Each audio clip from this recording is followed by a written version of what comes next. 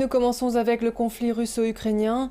Le ministère russe de la Défense a émis une nouvelle proposition aux troupes ukrainiennes retranchées dans l'usine sidérurgique Azovstal, dans la ville portuaire de Mariupol. La Russie a promis un cessez-le-feu mercredi et ouvert un couloir humanitaire pour que les troupes ukrainiennes puissent quitter Mariupol si elles acceptaient de rendre leurs armes.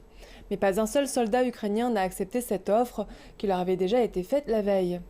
Moscou a exhorté Kiev à faire pression sur les militaires pour mettre fin à ce que la Russie appelle une résistance insensée.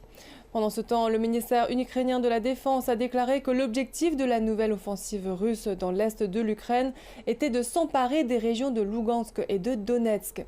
Il affirme que ce faisant, la Russie pourra alors établir une liaison terrestre entre ces territoires et la Crimée. Le gouverneur régional de Krymina affirme que les forces russes se sont déjà emparées de la ville. Philippe Crotter nous en dit plus depuis la ville ukrainienne de Lviv. La Russie et l'Ukraine sont toutes deux d'accord sur ce point. La nouvelle phase a maintenant commencé. Le Pentagone dit qu'il ne s'agit que d'une étape préparatoire d'une plus grande offensive à venir. Mais on en voit déjà les effets sur le terrain. Nos collègues d'Associated Press ont vu une attaque sur une zone résidentielle à Kharkiv et d'autres collègues ont vu une explosion à Kramatorsk et au moins un mort des suites de l'explosion. Kramatorsk est une ville très importante à suivre dans les prochains jours ou les prochaines semaines, car elle n'est toujours pas sous contrôle russe. Or, la Russie voudrait pouvoir dire qu'elle contrôle toute la région du Donbass.